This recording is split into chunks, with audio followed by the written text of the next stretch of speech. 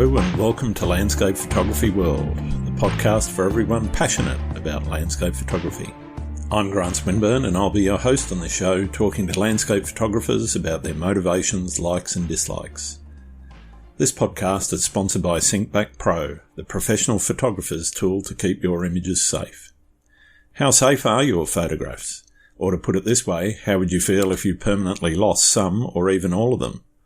The fact is, there are very real risks in storing your digital images on a hard drive, even if they're backed up to an external device.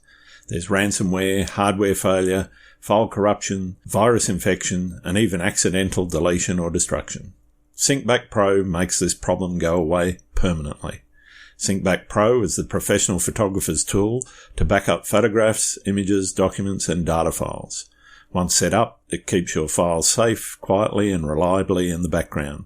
So if problems occur or disaster strikes, you'll have nothing to worry about. Your photographs will be safe.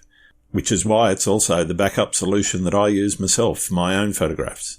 Take advantage of an exclusive 25% discount today by going to www.backup.sg. The software will never expire, meaning your photographs are safe forever. That's www.backup.sg. Give your photographs the protection they deserve. And now, on with the show.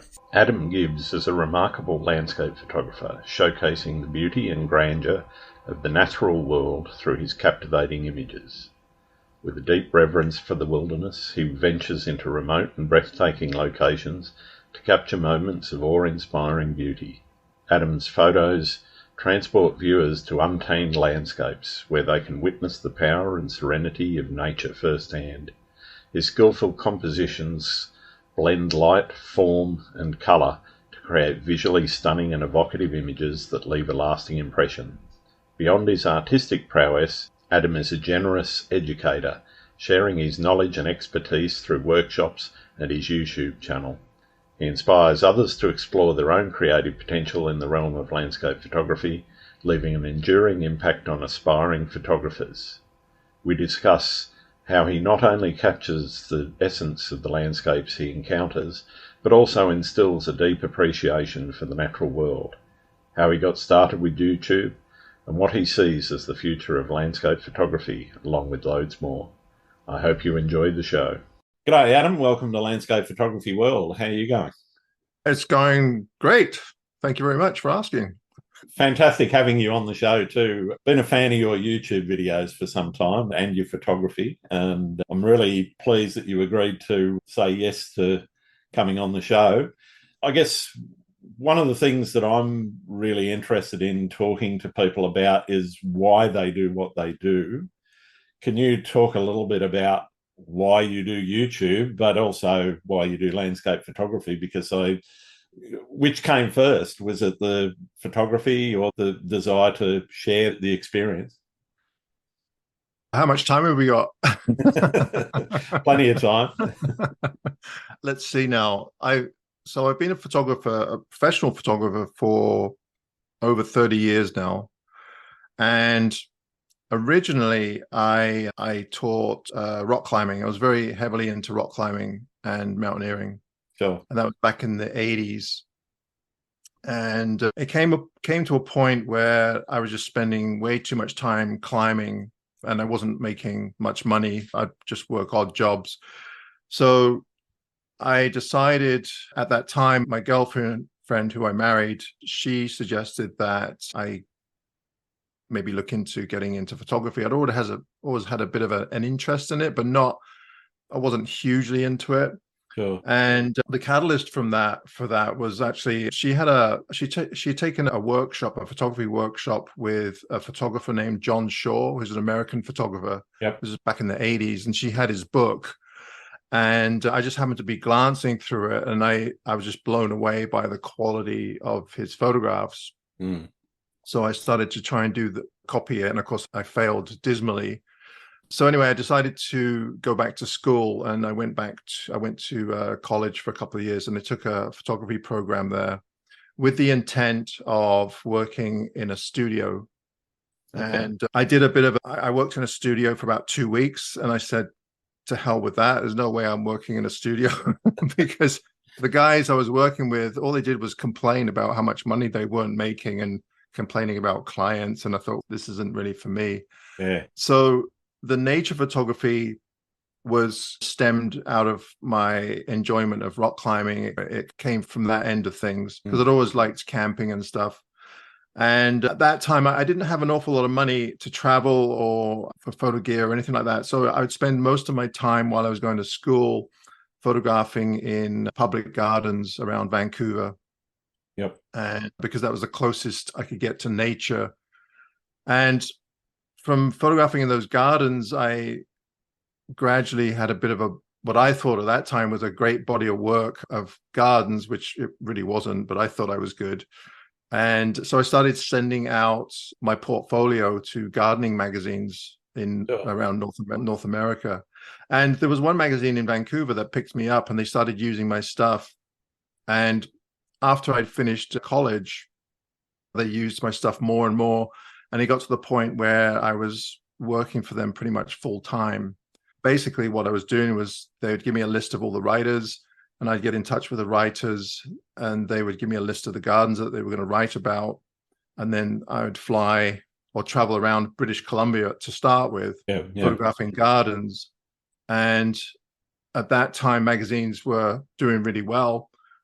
Gardens West started to expand right across Canada. So then they had four magazines. So then it wasn't just British Columbia, it was right across Canada. So every year I would fly across Canada photographing gardens. And that lasted for 20 years or so. Wow. And then about 6 years ago, the owner of the magazine, Dorothy Horton, she was an elderly lady. She retired and she gave the magazine to her son, who was a lawyer from Victoria, which is on the island here. Yep. And he had no interest in running a magazine. And of course, magazines, as most magazines, have gone pretty much tits up. Yeah, it's hard to find them now. Yeah. And Gardens West, or Cornwall Publishing, or Gardens West as it was called, just couldn't keep up with the transition over to digital. All magazines were doing online magazines and YouTube videos, and they just couldn't wrap their head around it. So the magazine went bankrupt. And I was just left in the lurch because that was pretty much all of my income just went down the drain. So I decided to start running workshops like every other photographer out there. Yep. And it was a dismal failure. I just couldn't get clients because I did a lot of nature photography kind of as a sideline. It was more of a hobby. Yeah. And I knew a lot of other photographers, but those aren't the people that you're selling your workshops to. You'll be selling them to the general public. It's kind of like print. It's kind of like prints, right? Yeah. Photographers always want to sell prints. If you just know other photographers, they're not going to buy your prints, right? So it was a dismal failure, and I lost a lot of money because I couldn't get clients. So that's when I decided to start up a YouTube channel. And of course, in retrospect, I wish I'd started it like 10 years earlier because it's been a boon for me. It's really brought in a lot of business, not just from workshops, but all kinds of other things that I wasn't really even thinking of. Yeah. And of course, I lucked out because I had a friend that lived on the island here, Gavin Hardcastle, who some of your viewers probably know, photo tripper. So I teamed up with him. We did a bunch of videos together. And then I managed to team up with Nick Page, another photographer, and of course, Thomas Heaton, which everybody knows. Yeah. So that really helped bring more people to my channel. And to be honest with you, the YouTube is a funny thing. It's when I was a photographer selling rights to images, you were always in competition with every other photographer and you held everything here, right? You didn't want to give up too much information because jobs are hard to get, right? But with YouTube, it seems that it's the total opposite. If the more you collaborate with other people and the more you do stuff with them, it draws more viewers to your channel. The more you share, the better. Precisely. Yeah. And for anybody that's thinking of getting into photography as a living, I would highly recommend considering starting up a YouTube channel. Even if it's a small channel, you don't need a huge audience. You just need a regular amount of people to keep watching your channel. Yeah, there's that saying about 1,000 true fans is what you need to be able to sustain. Yeah, it's true. Of course, there's photographers out there that have hundreds of thousands of subscribers, but that doesn't always translate into views. No. And what I'm finding is that, like you said, if you have a bunch of people that are regular viewers that are big fans of yours, then you can often just make enough money to keep going from those people. Yeah. So that's in a nutshell, that's how I got into YouTube. It's difficult because YouTube, standing in front of a camera, talking to a camera doesn't come naturally to me or a lot of other people. It takes a while because you just feel like an idiot. You're standing there and you think, you're very self-conscious, right? People looking at you and they're probably thinking, what a twat. What's he doing? Looking at himself talking to a camera. But it's fun. I enjoy it. It's fun. Yeah. A lot of fun. Do you ever go out and just take photos, or is it all about building the content for the channel? No, it's funny you should mention that, because that's been a huge problem for me in that when I first started YouTube, I thought, I'm going to get all these neat cameras and I'm going to do time lapse and I'm going to do drone footage and I'm going to do this and that. But what I find is that stuff, it takes so much time because you're a one-man show, right? Yeah. It takes so much time that your photography ends up suffering because it's a whole different genre, video and then photography. Yeah, you might be using the same cameras, but you have to think differently. Yeah. And what I was finding was that I was spending way too much time on the video and not enough time on my photography. And at the end of the day, it's really the photography that I really enjoy, not so much the video. Yeah. So and people have noticed this in the last year or so, I've really backed off on the video to the point where sometimes the videos they suffer somewhat because it looks like I'm being lazy, but I just want to spend more time with the photography rather than the video. I can understand that. Yeah. Yeah. And so that's one of the reasons why most of my videos are about composition and light, is because it's just me out in the field, just taking images, but I'm talking out loud about what I'm looking at in the field. Some people find it really dull, which is fine.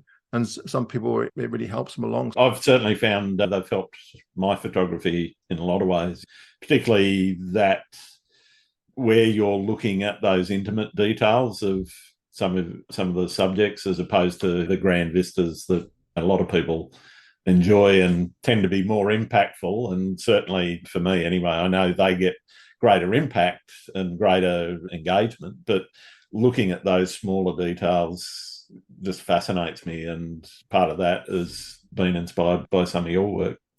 Great. Yeah, I think most people understand that when you're out in the field and you're trying to talk about photography, then the photography comes first. Yeah.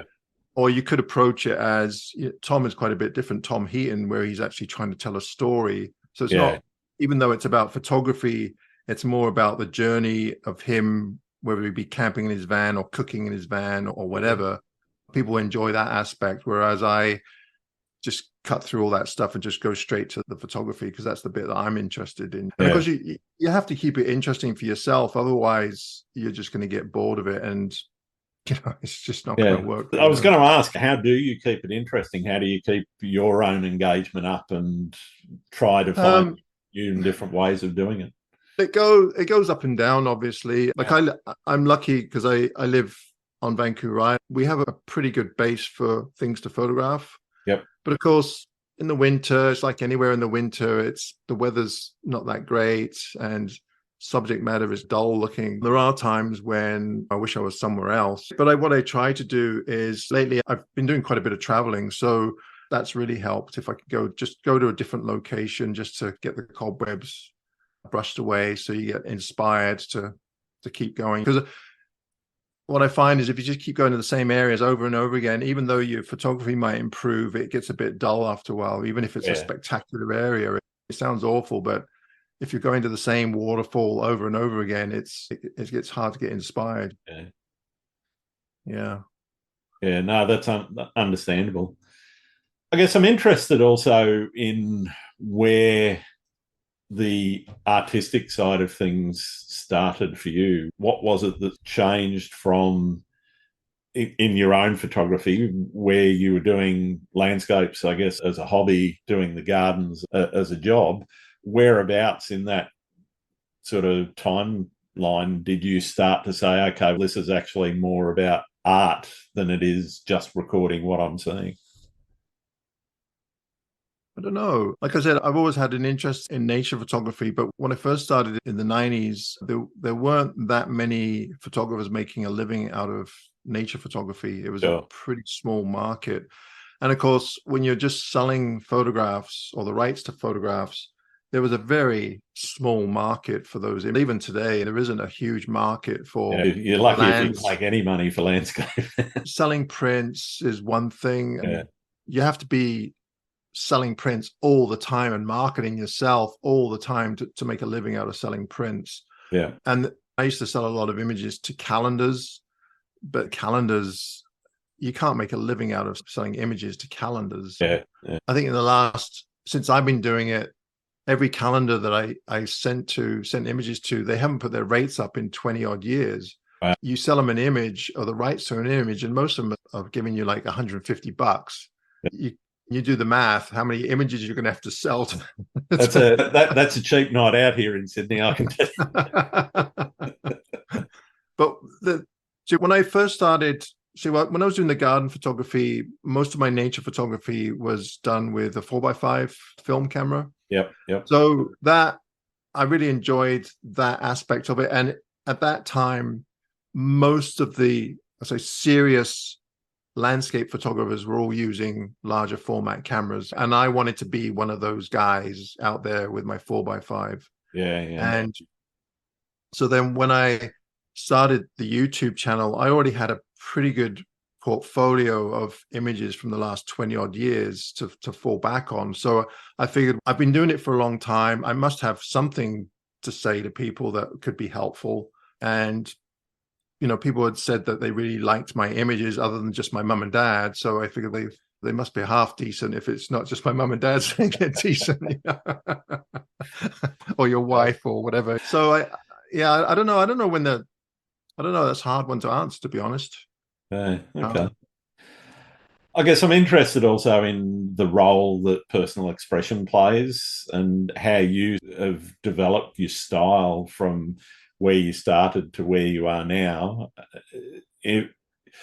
Your style comes across as being very naturalistic, as in it's a pretty fair representation of what that said, you're finding unique ways of expressing that landscape in your images. And I guess I'm just interested in how that style has developed in terms of your personal preferences in both composition and editing. I don't think my photography is groundbreaking, that's for sure. I'm very literal. Now and then I'll do the odd abstract, but I really do like the natural landscape. And one of my motivations for that has been, especially now, and even when Photoshop first started up, the tendency was to just overcook images. And even when you look on a lot of images online, they're just so over the top, dramatic. And a lot of people went that way because they wanted to get attention for their photographs. It seems that the more epic that it is, the more attention you'll get for your photographs, which is unfortunate. And I think in some ways, photography has suffered a little bit in that realm because people fluff it off and say it's art, I can do anything I want. That is true. But at the same time, I don't think you're really doing the natural world any favors by making it look more dramatic than it really is, because it really is dramatic on its own. It doesn't need fluffing up. And especially now with AI, I don't know where that's going to go. I don't think it will harm photography, but it certainly turned it into kind of a lot of the AI stuff reminds me of those posters you used to see at like dollar stores and that, where you'd see these just, I know the ones you mean. Yeah. I mean, it just looks so garish and just so over the top that but if you like that stuff, that's great. But the reason why I try to be true to it is that from a conservation side of things, I think as time goes on, more and more people are getting so detached from the natural world that it doesn't matter what you show them, they'll just say that's real. When you have these absolutely horrible, garish images that just are so far from the truth that it doesn't do nature any favors, if that makes sense. Yeah. So I try to portray it in a way that is somewhat natural, even though I obviously use Photoshop and I manipulate things and I'll clone things out if they don't fit. I don't stretch peaks or change skies or anything like that, but obviously I am manipulating images to a certain degree. But I try to make them at least look somewhat what the real scene looked like, if that makes sense. Yeah, I get you. But that's just the style of photography I like. I just keep plodding along and just taking things that really move me and photographing the subjects that I really enjoy. And I think that's a big thing in photography. Your best photographs are going to be definitely of objects or subjects that you really enjoy looking at and spending time with. I just keep plodding along and keep photographing whatever moves me. Obviously, enough people like them. Yeah. And it's funny, in my YouTube videos, when I very early on, I decided that I was going to put my raw files up with my finished files. Yeah. I don't know why I did that. I guess I just wanted to give people an idea of how far or how little I'd actually done. Yeah, how much pushing you've done in the edit. Yeah. And I think one of the things that people have to realize is that when it comes to photography, the thing that I really do enjoy is the process of making a photograph. Yeah. Hiking to an area, setting up, trying to figure out complex compositions. Sometimes it might be simple, sometimes it might be complex, but that's the part that I really enjoy. And I always try to explain to people what I try to do as much in camera as possible, so I don't have to do all this stuff in Photoshop when I get back. And usually most of my processing, all it involves is some contrast control and perhaps a little dodging and burning, and that's about it. Because I figure if you have good composition, good light, then you're well on your way to a decent image. You shouldn't have to do much when you get home. Absolutely. That naturalistic style that's obviously fed into other projects like the Natural Landscape Photography Awards. Where did that sort of genesis of the awards and everything come from? I'm not one of the founders of that, but I guess I was one of the judges for the first contest. Yep. And I have to be careful what I say here, because I guess it was back in 2018. There's a massive contest called the International Landscape Photographer of the Year Awards. Yep. And I was the grand. The first 1 year I came second, and the year after I was first, which was a huge surprise to me, because most of the images that I see that are winners in that contest tend to be heavily processed. Yeah. But the funny thing is that the year that I won, there were a couple of images that I put in that I did do quite a bit of processing on. And I think the reason why those guys started up the Natural Landscape Photography Awards is that I think they're just trying to get people back to the basics of photography rather than digital art, because there seems to be a fine line between digital art and photography. Absolutely. And I think they started up because they wanted to see what people could come up with just from the skill of going out in the field and taking photographs, rather than producing them after the fact. Let's face it, you could take a really mediocre image and then bring it back into your computer, and you could turn it into something that's just spectacular by just adding all kinds of things. So I think they just wanted to get back to the basics, and I think it's been pretty popular. Yeah, definitely.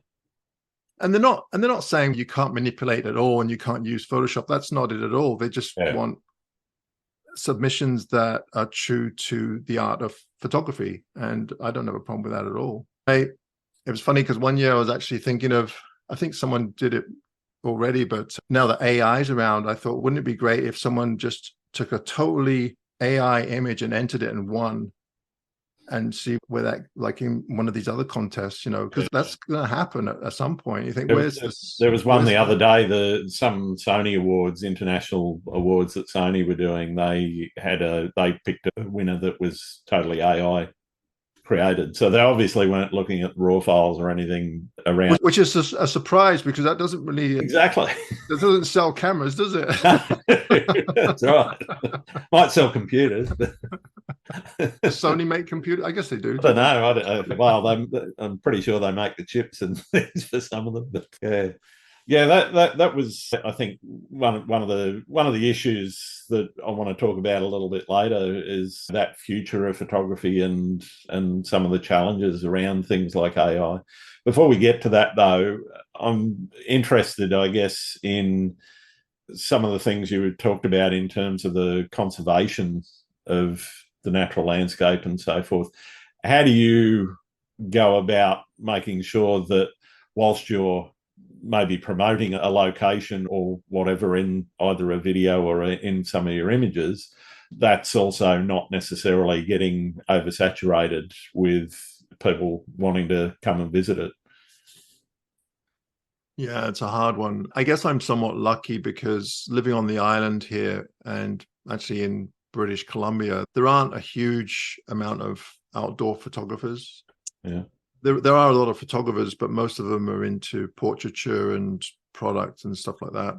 Yeah. I do get people asking where locations are. It depends where it is. And if it's common knowledge, then sometimes I'll say, yeah, sure, it's this place. But if it's not common knowledge, then I'll just refrain and just say, I'm sorry, but part of the enjoyment of photography is actually discovering these places for yourself. And a lot of the places that I go to, someone didn't tell me where they were. They were because they were areas that I had to find for myself. Yep. And really, it's not that hard to do. No. Just a simple Google search, and you can pretty much find anything. Pretty much. Even if you're looking for a specific location of a photograph where someone's gone before, it's pretty easy to find out where those things are. Yeah. And I think to myself, that's what I usually just say to them. Just do a simple Google search and I'm sure you'll find it. Yeah. But I do know that some areas have really been trashed from photographers trying to get the same shot as everybody else, which I don't know. I understand why people do it, but the part that I do have a hard time with is that they're not really thinking about their impact on the area that they're photographing. Yeah. When you care more about the photograph than the area that you're in, then there's something wrong there. Definitely. And there's been areas that I've been to that just absolutely trashed, mostly vegetation from photographers just stomping around trying to get a composition, and they're not really thinking about how they're impacting that area, because some of these areas are very small and quite fragile. Yeah, the thing is, there are so many areas to photograph throughout the world that I figure if there's tons of people going to the area, I don't need to go to the area. I'll just go and find another area. There's just endless amounts of places to photograph. You know? You don't always have to go to the honeypot places. Precisely. If a lot of people come to the Canadian Rockies and the first thing they do is they go up to Moraine Lake, which is just absolutely packed with photographers. Don't get me wrong, it's an incredible scene, but there's some awesome scenes not far from here. You just have to hike a little ways and you won't see anybody. That's it. Yeah. Anyway. The flip side of that is using photography as a tool to educate people about promoting conservation and so forth. What are your thoughts around that? No, I think it's a brilliant idea. I in some ways, I wish I was doing a little bit more than what I am doing. The only thing that I've really done in the past couple of years is concentrate a bit more on the old growth forest on Vancouver Island here. And for a while there, I was doing a number of videos trying to at least make people aware of what's going on in Canada. Yeah. I guess the thing that really bugged me was that a lot of Canadians would be complaining about what they're doing in the rainforest in Brazil or wherever, but the exact same thing is going on in our own backyard and nobody seems to flip an eye for it. And it's really disturbing that these things happen, but it doesn't matter who you talk to or where they're from. The same thing is going on around the world with rainforests and old growth forest. And even Australia, I know you guys have some old growth forests, and they're still cutting down old growth forest in Australia. So, unfortunately, yeah. And at the end of the day, we all know what it's all about. But I guess as a photographer, at least you can try and make people aware of it. But the problem is that my photography, when I take photographs of those areas, I'm showing it to people that already have somewhat of a they care about the environment because they're nature photographers, right? So they must care about it somewhat.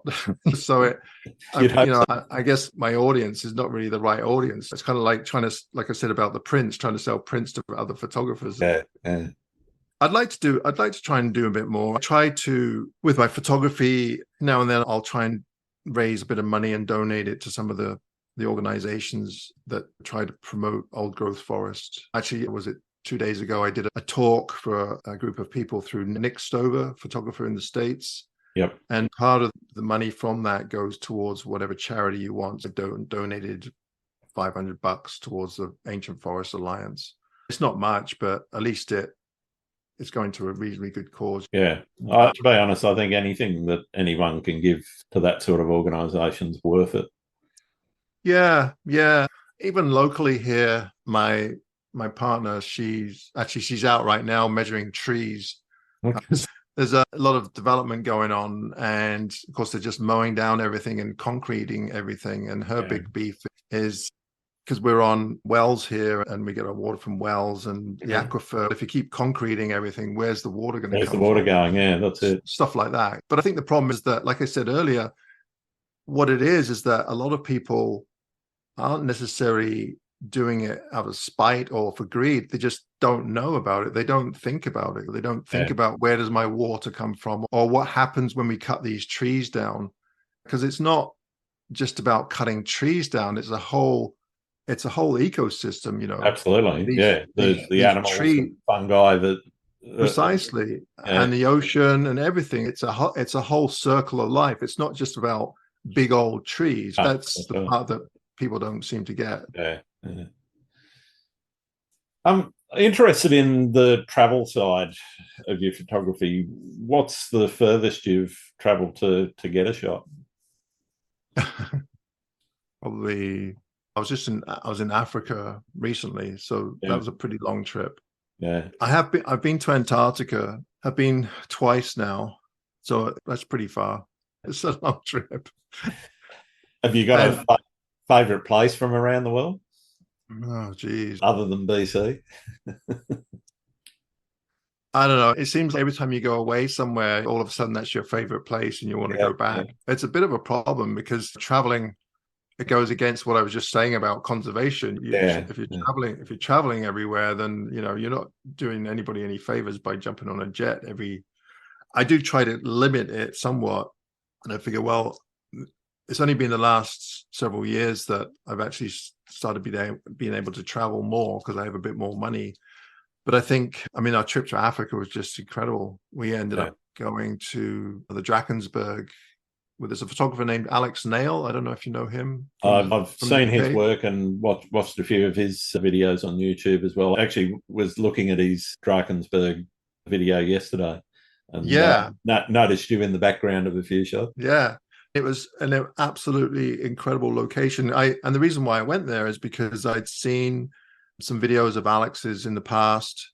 So I contacted him and said, I'd really love to come on one of your trips just as a client. We paid to go. Sure. And he ran an awesome trip. The porters were excellent. The guides, everything about the whole trip was really enjoyable. So much so that we're going to go back again next year with him. Fantastic.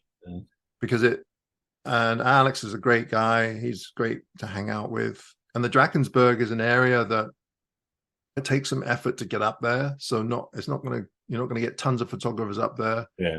And the scenery and the landscape is just incredible, just unbelievable. And then same because we went down to the Drakensberg, it was a 9-day trip, and we figured that's a hell of a long way to go just for 9 days. So we extended it and ended up going to Namibia for several days beforehand. Yep. And I'd never really thought about going to Namibia. I've seen lots of images from there, but I thought if I go there, I'm just going to end up taking the same shots as everybody else. But again, it was just an incredible location. I'd go back in a heartbeat. The landscape is just so cool. Yeah. And I'd love to come to Australia. I've never been to Australia. You've never been? Okay. Well, my mum and dad have lived in Australia, but I've never been. Actually, my older brother, he was born in Perth. Okay. Yeah, but I've never been. It's got its own unique landscapes. It's like everywhere else. I think I've been to Canada and never been to Africa yet, so that's still on the list. But if you do get out here, hit me up and All right. we'll go and have a beer or a coffee. That's the thing. If I go to Australia, if I came over to Australia, it would have to be for a while because you can't do it in 2 weeks. Yeah. You can't. People tend to underestimate the distances. Well, it's massive. Australia is a massive country. Yeah, it's not that Canada's small either. But Canada, you got the West Coast, and then you've got the Rockies, and then all in between, there is some nice stuff, but it's pretty flat. Yeah, well, there's plenty of flatness out here too. That's true. It's mostly farming and the north. There's some amazing stuff up in the north. But even the province that I live in, if I want to drive from here to the Yukon, it takes 2 days just to get to the border of the Yukon. It's a big country. If I want to go and visit my brother, he lives on the East Coast. It takes 6 days to drive. 6 days to drive across. Yeah. It's a long way. And it's a horrible drive. You won't be heading over to visit Gavin over in Newfoundland. That's the funny thing. So we had organized, I think Gavin's probably mad at me because we had organized, we were going to do a project together. But then when I priced it out, and for me to fly to Nova Scotia or Newfoundland, it costs more to fly there than it does to Africa. Yeah. Which is just insane. And when I think about it, I'd rather go to Africa than Nova Scotia. Yeah. I got to admit, it's not much different here in Australia. If you want to fly to somewhere like Cairns up in the far north Queensland, that's more expensive than going to New Zealand or Bali. And if I was going to go somewhere, I'd probably pick Bali or New Zealand over. That's just it. Somewhere that's quite a bit different than where you already are. That's it. Yeah. And it'd take me, I have driven Cairns to Sydney in, I think it was about 33 hours. That was pretty much non-stop. That was a ridiculous drive for certain reasons that I'm not going to go into. But 33 hours in a car is not fun. Yeah, that's brutal. And it's hot, right? Up north, yeah, it's tropical. So even now it's autumn here and going into winter, the nights can get cool, but when I say cool, they're still 16, 17 degrees. You know, and so daytime temperatures there, very rare that your top is below 32. Yeah, that's pretty warm. Yeah, very tropical. Very nice for other reasons than, some of those places. But I guess I'm also interested in what's been your most memorable photography experience. What's the one that really sticks out to you? Oh, man. Wow, you're really asking the hard questions now. It's funny. I'm right in the middle of, I'm putting together another book, and this one's going to be a bit different than my first one. The first one was more of a portfolio, but this one I'm actually putting in descriptions of some of my favorite images. And there are a lot of areas that I really enjoyed and had some good memories of. But one area that sticks in my mind constantly it's called the Enchantments. It's in Washington State. Yep. It's in the North Cascades there. And I've been lucky enough to go up there 3 times. I haven't been there probably in about 10 years. The last trip I went on was with a photographer named Sean Bagshaw. Yep. And David Cobb. And David and Sean and I hiked up there. It's brutal getting up there. It's about 20 kilometers and 1,500 meters of elevation. Yeah, wow. So it's brutal, but it's absolutely stunning up there. And in the fall, there's alpine larch that turn golden yellow, and then there's all these alpine tarns up there. So it really is a photographer's paradise. Unfortunately, even back then, you had to it's on a lottery system. So if you want to camp up there, you have to enter the lottery. Oh, and wow. you pick your name out of a hat. And luckily, out of the 3 of us, I was the one that got the golden ticket. So they were able to go on my ticket. So it's very popular. It's hard to get. It's hard to be able to go in there and camp in there. Yeah. People do go in there just for the day hikes, but it's a hell of a long way to go for a day hike. 20 Ks on a day hike, you're looking at, I think it's about 30 or so kilometers return with 1,500 meters. So that's a brutal hike. Yeah. And it often gets hot in there as well. But there isn't any one memory that stands out from there, other than it was quite funny, actually. There's quite a few mountain goats up there, and you have to be careful because they like to, if you leave your boots out, they like the salt. So they'll start eating your boots, or if you pee on a rock, they'll start licking the rock because they like the saltiness. But for whatever reason, this one mountain goat had this, just wouldn't leave me alone, and it I don't know if she took a fancy to me, or I was running around and she was following me around, and I climbed up on this rock and she climbed up on the rock, and of course David Cobb and Sean are just howling with laughter because this blasted goat wouldn't leave me alone. I don't know, maybe she was lonely. I don't know. But anyway, that was one memory that stuck out that was quite funny. Other ones mostly to do with wildlife, bears, because we have a lot of bears on the coast here and also in the interior. Yep. And there's been a few times when we've had meetings with bears that weren't really welcome. They weren't aggressive or anything, but you start to get really nervous when bears are hanging around. Yeah. Yeah. I remember that's one of the things when camping. I've seen a few of your videos where you're doing overnight stays. What precautions are you taking? You've obviously got bear spray and maybe an air horn or something like that. But obviously you've got to keep your food away from the ground and away from the tent and everything.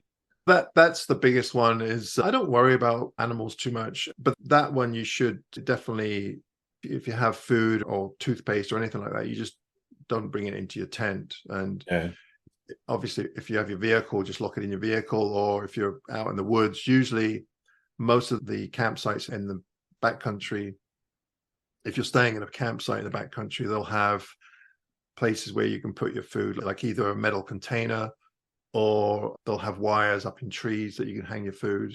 And if not, then some places you have to go in there with, I think in the Cascades, actually, you have to bring a bear-proof container, which is a huge pain in the butt, but it's basically just a big tub, and it screws together, and you just put your food in there and then screw it back and put it, bears can't get into it. Nice. But I've never really had any encounters that were really scary. I think the animals that you should be probably more wary of, especially on the island here, are the cougars. We have cougars over here. But in 20 odd years of photographing over here, I've never actually seen a cougar. But that's the problem with them, because they're big cats. They're predators. Yeah, so they're an ambush predator mostly. They're watching you. They'll see you before you see them. Whereas bears aren't predators. They'll just eat anything. And most of the stuff they eat is vegetation, or you'll often see them on the coast when the tide's low. They go out and eat all the little crabs. Okay, yeah. But they just ignore you. They're just doing their thing. Yeah. They're not interested in interacting with humans at all. Nah, funny actually, because someone brought up this question the other day, and I said, to be honest with you, I'm more worried about the yahoos in the woods, like the rednecks with their guns and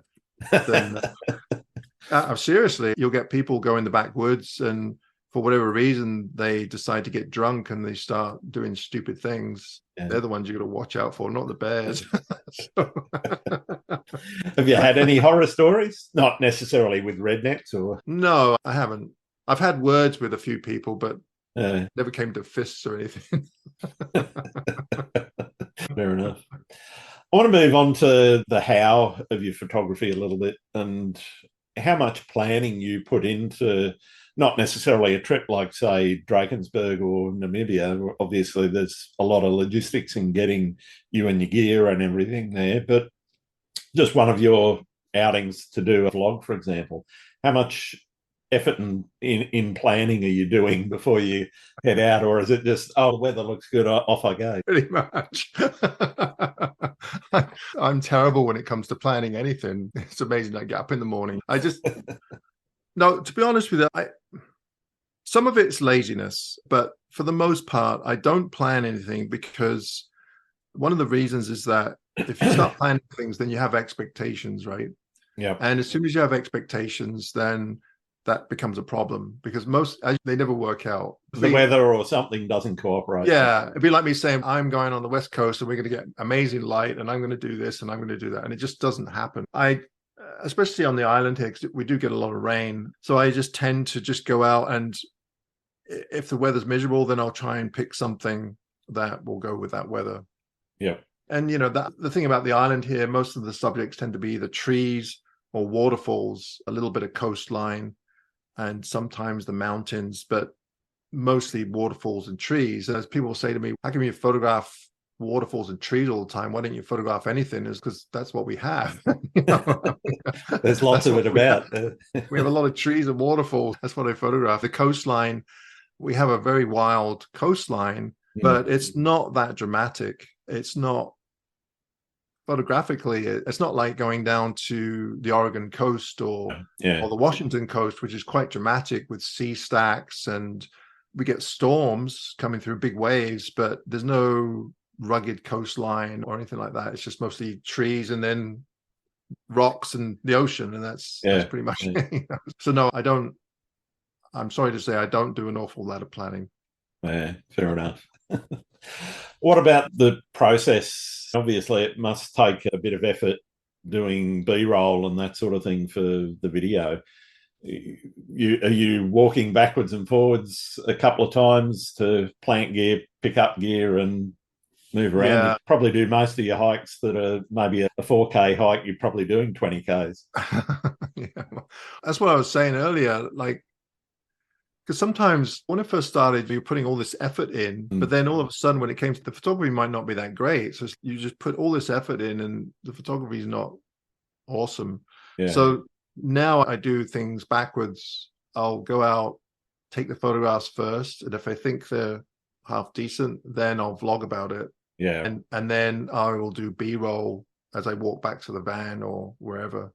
Yeah. Not always, but it just, because that way, at least you're doing all this video for a reason and not something that might happen. Yeah. Unless you're like Tom, like I said, he obviously thinks about a subject that he's going to photograph or he's going to talk about, and then he'll film it. And if he does get a decent shot, great. If he doesn't, then that's just part of the story. Exactly. Yeah. And I think also people do like to see your failures. I mean, they probably learn more from your failures than your successes. And not every video is going to be awesome. And not every image is going to be awesome. I'll often get people say to me, oh, your photography's really gone downhill for the last couple of years. You can't go out every time and get awesome shots. Like, you very rarely get a really great shot.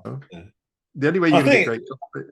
I think part of that is also you become very aware of your own, I don't want to say limitations, but your own style and how you want an image to look. And you become very much more self-critical about your images as you progress. And that means that you're taking fewer and fewer images that you're happy with.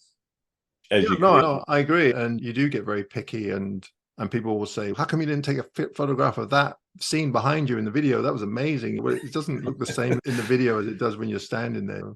It has to motivate you. Yeah. Like, it might be a wonderful scene to them, but to me, I might not. It's nice. It's not where your head's at the time. Yeah. Just like seeing a wonderful sunset. Not every wonderful sunset is worth photographing, but it's still beautiful.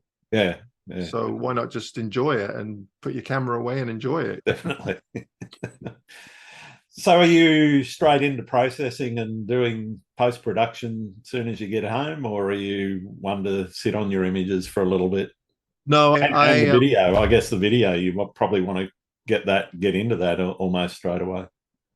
Sometimes the processing, though, the images, I'm always pretty excited to get them on the computer, and I usually work on them straight away. Yeah. It's quite funny, though, because running workshops and that, a lot of people will say to you, oh man, I've still got images that I took 2 or 3 years ago that I haven't processed yet. I'm like, what? I do it as What's soon as wrong I get with home. Yeah.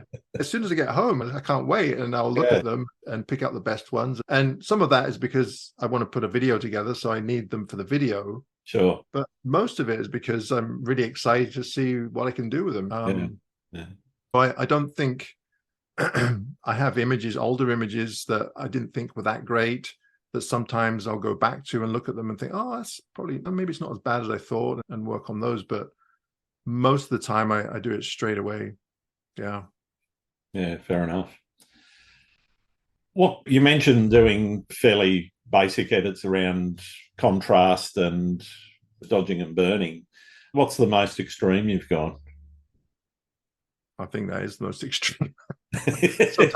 Sometimes I'm a bit more heavy-handed with it than other times. Yeah. There was a stage there for a while there where I was really darkening everything, like making it really dark and then lightening up the highlights, which is actually not a bad way to process things. Yeah. So often when you get your photographs on the computer, especially if you're exposing everything to the right, they'll look quite bright and all the shadows will be open. And so sometimes it's nice just to darken the whole thing and then bring up the highlights to add that contrast and the mood. But for a while there, I was putting heavy vignettes around the whole image and then brightening up highlights on the edges. But I've really eased off since then. And I also used to use a lot of the Orton effect, especially in the background. And if I look at some of my older images, I just went way too much. It just doesn't, it looks too blurry. Yeah. So I've really eased off on that now. I use it very rarely. I think I'm trying to go more back to the basics than add more subtle stuff. editing than. I think part of the problem is that I forget. You learn a new technique, but I forget how to do it unless you're doing it all the time. Yeah. So I tend to process images the same every time because that's what I know, and it works for me. I think sometimes my photographs look a bit flat, and often I'll go back and think, oh, I should have added a bit more contrast, so just boost up the contrast. But that's just using a curve and just it's not hard to do. Yeah. How long would you spend on an image on average?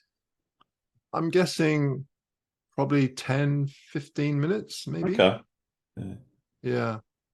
Some obviously I work a bit harder on. If you had a tricky situation where, say, you're shooting into the sun at sunrise and you want to bring details up in the foreground, then obviously that's going to take a bit more work. But on average, if the light's flat, and then not very long at all. How do you push past creative blocks? Everyone comes up against those times and feelings where you just go, I can't be bothered. How do you get around that? And do you have any strategy? Usually I take up I'll just do something else. Yeah. It's funny actually, because I go through these weird phases. I think one year I decided I was going to be a painter. So I started painting. Okay. And I just got right into painting.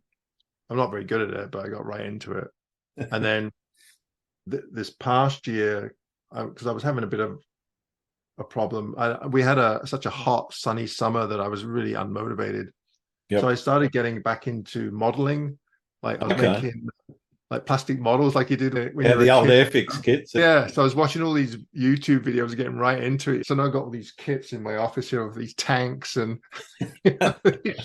like amphibious stuff. And I was getting right into it because you want all the, you want to make them look like they're realistic and worn. Yeah, get all the details and the. Oh yeah, so I was getting right into that. But it helped. It really helps because it's something has nothing to do with photography. Yeah, and I'll do that for a while. And then something just triggers in you, usually because I'm doing a workshop somewhere else, and then that motivates me. Yeah. So I've noticed in quite a few of your vlogs that you're photographing with other photographers. Do you enjoy that more than doing it on your own, or do you prefer to be out on your own? I think if I wanted to get things done, then you're better off on your own. But I find that when I'm with other photographers, I don't know, it's just a good crack. We have a good laugh. Yeah. And especially if we're away for a few days, it's nice just to hang out with other people and have a beer or just chat. It's hard to find people though because if I'm going to go with someone else, I don't want to be with them all day. I don't want them following me around, and I'm sure they don't want me following them around. Sure. So some of the friends that I've had, generally we just do our own thing. Like my friend Brian, he'll come over to the island every now and then, and he's pretty good because he'll just go because he has a YouTube channel as well, so he just goes and does his own thing. Same with Paul. Paul lives in the UK. I've had some people get in touch with me, obviously, that want to hang out, but I'm a little bit apprehensive because I don't want it to turn into them following me around, trying to get something out of it or information out of it. Yeah, and I know what you mean. Yeah, There is a guy that lives in Victoria that contacted me the other day, so I might meet up with him, and I don't know. I like it. I like hanging out with other people. My friend Colin, he's a friend. He was a friend of Gavin's at first, and when Gavin left, I just kept hanging out with Colin. But he's good to have along because he just does his own thing. Cool. What do you see as the future of landscape photography? And I guess what challenges do you see in that future? Oh, yeah, I don't know. I don't know. It's because it's an exciting time to be a photographer right now. Like with all the technology, the cameras are incredible. The lenses are incredible.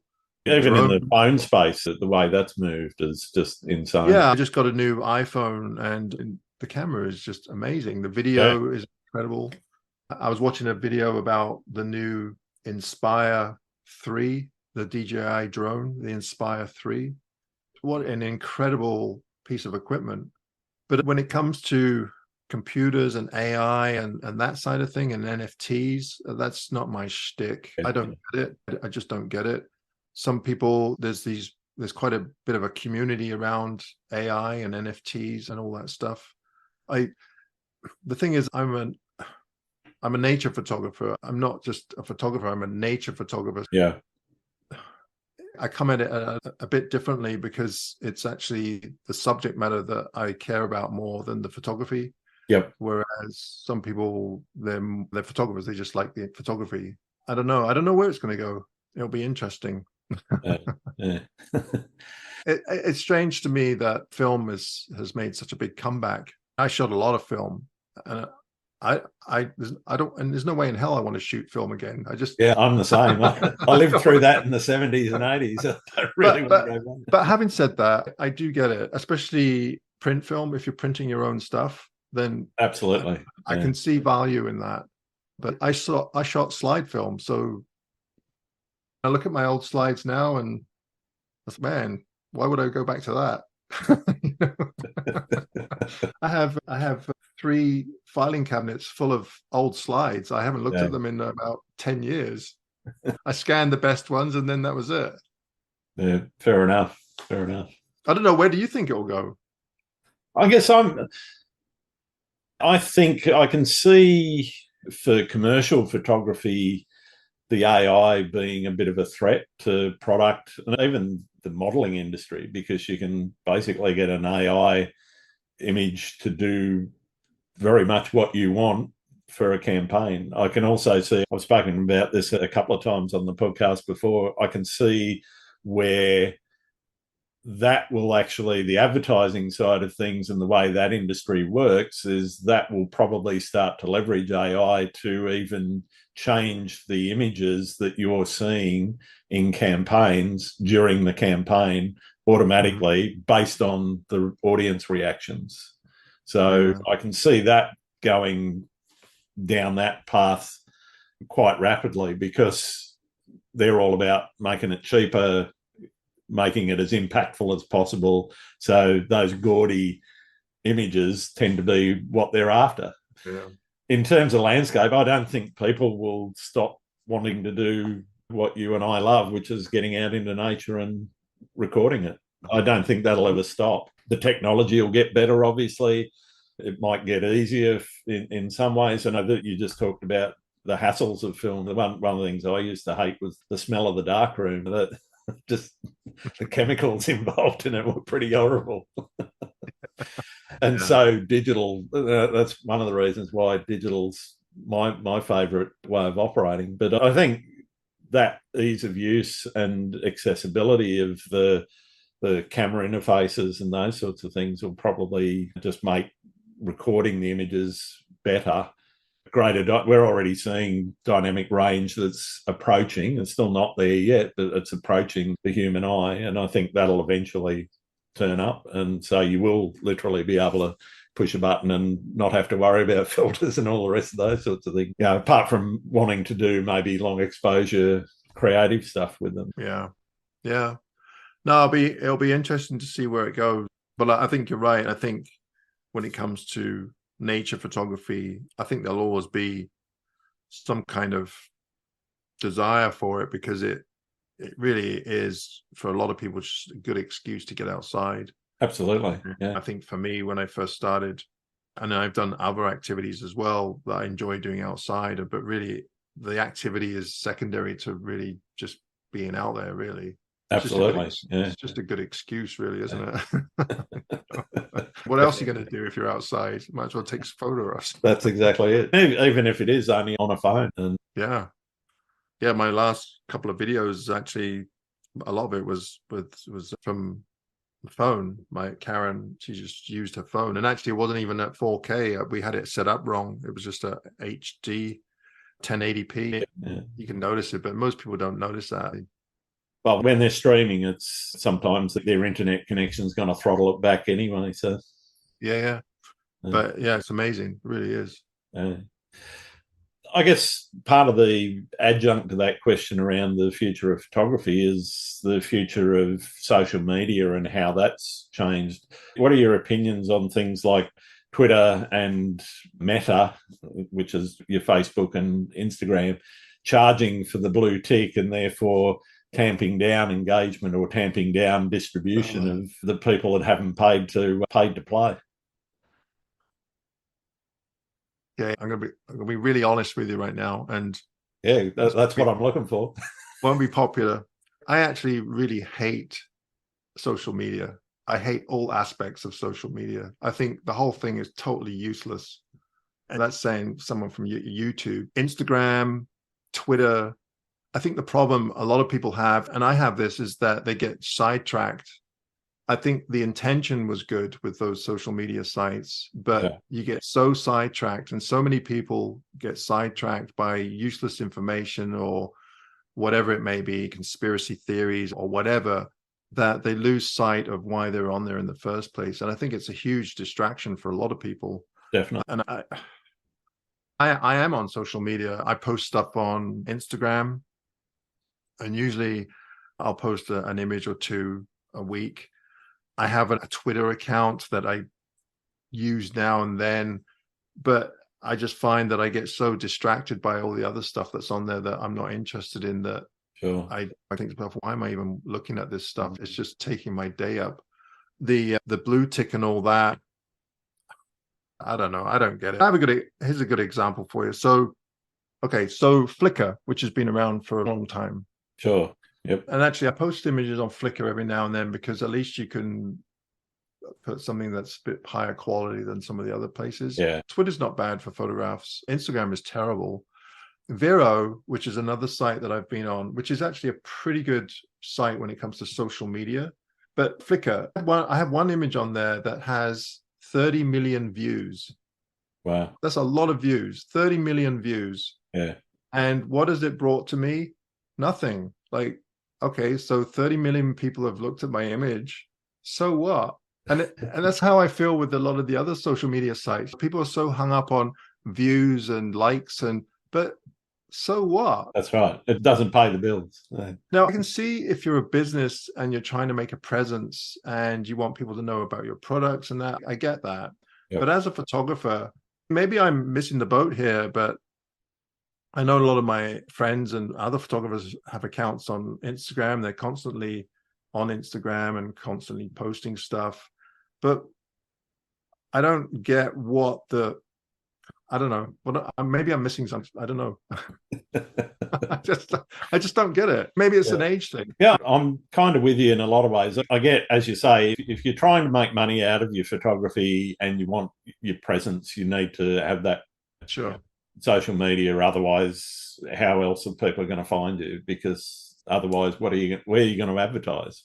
I guess a lot of people don't look at websites anymore. Yeah. I guess it's kind of a calling card. Oh, here's my Instagram account or whatever. Yeah. I don't know. It must be an age thing. It has to be. Same thing like TikTok. I don't get that at all. I'm with you there. That's not where I'm focusing any of my energies. The weird thing is that TikTok, now I could be wrong here, but supposedly in China, TikTok is used for educational purposes. So a lot of people will have little videos on there where you'll actually learn something, or there might be some useful information on there. Whereas TikTok in North America anyway is just a bunch of usually young women or men just showing off a lot of skin and dancing around and doing stupid stuff. Basically, yeah. I don't get it. You know? That and very short cat videos. No, don't pick on the cat videos. I like the cat videos. I've got to admit, I use YouTube as a university. If I want to know how to do something, for sure, yeah, it's great for that sort of thing. But yeah, would I watch my own videos? Probably not. It's all right. I don't listen to my own podcast. I just can't stand myself talking all the time. I'm the same. Yeah. Dear. What's your favorite thing about being a photographer? More to do with working for myself. I've never really worked for another company or anything. So I guess the one thing that I really do cherish is my time. And I'm a bit odd this way. I've always tried to spend as much time doing the things that I really love doing and finding a way to do them rather than just working my ass off for retirement. Yeah. I know that I've been really lucky. Things have gone my way pretty good. But when it comes to photography, I definitely think I could probably make quite a bit more money than I am. But to be honest with you, I'd much rather just make enough money to earn a living. But I cherish the time off that I have more so I can do the fun stuff, if that makes sense. Yeah, absolutely. Because I met so many people that they work really hard all their lives and they work long hours, they make good money, but by the time they're retired, either their health is really poor or they have all these health issues or they can't do the things that they want to do. Yeah, they've missed out on that opportunity to actually. Yeah, it's a fine line. It's a fine line because, especially in North America, I don't know what it's like in Australia, but here, most people only get, I think, 2 weeks off a year for holidays. Yeah, we get 4. Yeah. Most people here, they just work all the time. And they make good money, but they don't have any time to do any other stuff. And then you'll have people like me that have tons of time, or I used to have tons of time, but wouldn't have any money to do anything. So it's kind of like a fine line between the two of them. If you can find a balance in, you're doing great. Absolutely. So that's where I try to balance is try to make half decent money, but at the same time have a lot of time to do the things that I really enjoy doing, which is most of the time is just going outside with my camera because I enjoy that. Yeah. So what's your least favorite thing about being a photographer? Dealing with people.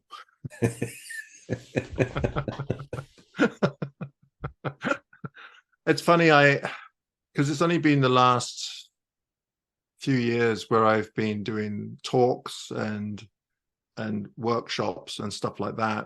And it's funny because at the time I enjoy doing them, but it's the build up before them that I think, oh man, I just feel like I don't want to do it.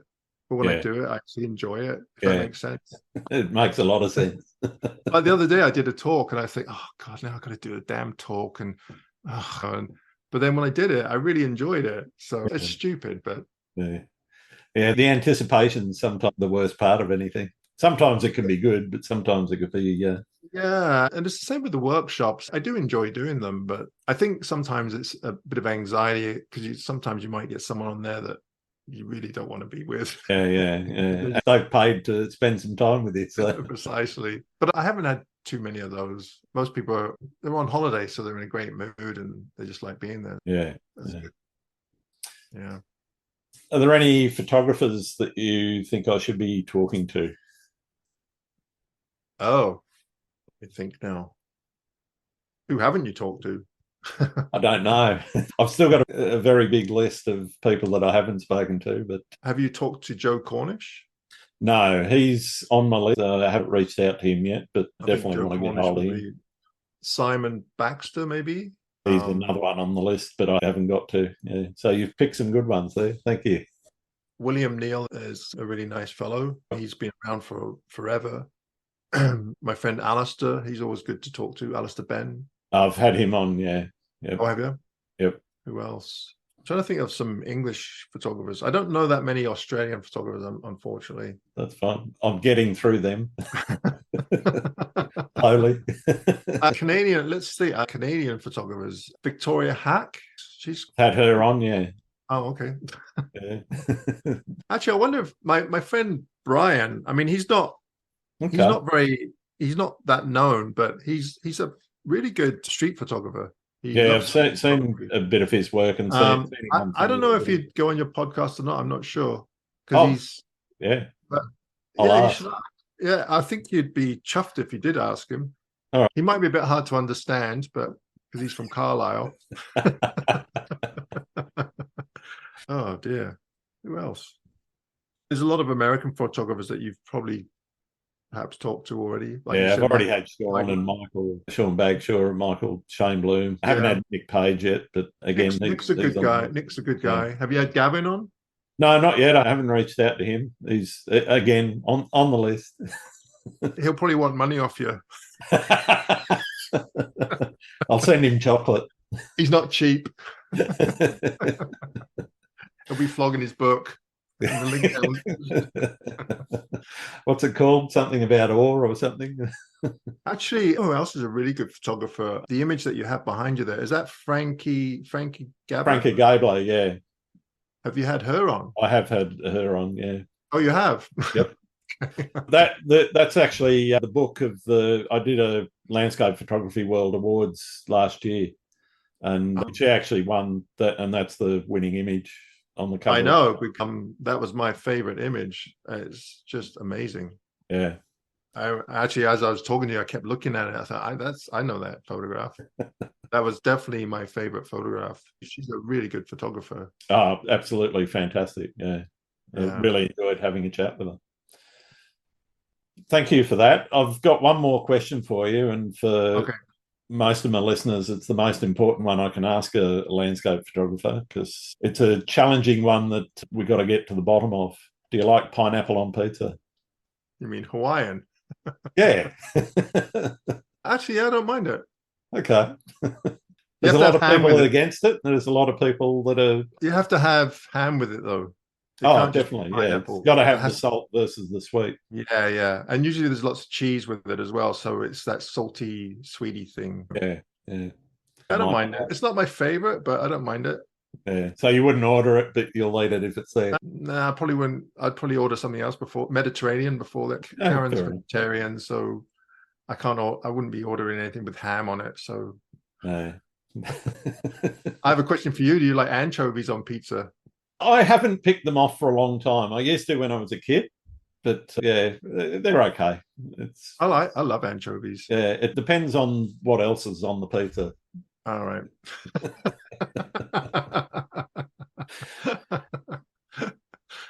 Do you like sushi? Oh, I love sushi. Yeah. Oh yeah, we love sushi as well. We have sushi at least once a week. Oh, same. Yeah. There's a reasonably good place up the road here that we frequent that usually does a pretty good job. Yeah. Same here. We have a place about a block away, so very handy. Yeah, it's handy to have those places hanging around. Yeah, right next to the liquor store. Even better. Yeah. All right. Thanks for taking the time out to talk to me today, Adam. It's been wonderful spending a bit of time getting to know you. Where can people find your work? Oh, where can they find it? Yeah. AdamGibbs.com. It's all about me. Yeah, it's just AdamGibbs.com, or YouTube, obviously, is Adam Gibbs Photography. And then Instagram is A Gibbs Photo, I think. I'm pretty sure if people put in Adam Gibbs on Instagram, they'll probably find you. Yeah, you'll probably either that, or there's a voice actor for anime named Adam Gibbs, and there's a model or an actor model guy from the UK named Adam Gibbs as well. Fair enough. I got a brother-in-law. His name's Tony Donovan, and apparently he delights in pointing people to a porn star whose name is the same, a gay porn star. His name is the same as his. That's great. Well, thanks very much, mate. It's been wonderful having a chat. Yeah, thank you for inviting me. I really appreciate it. Cheers. All right. Thanks again for listening to Landscape Photography World. I hope you enjoyed the show. Keep listening because I'll be joined by some great guests in upcoming episodes. You can find my work in this podcast at grantswinburnphotography.com. I'm also on Vero, Twitter, YouTube, Instagram, and Facebook. If you're interested in buying prints or photography gear or doing a photo workshop with me, these are now on sale on my website. I'm Grant Swinburne. Hope to see you out shooting soon.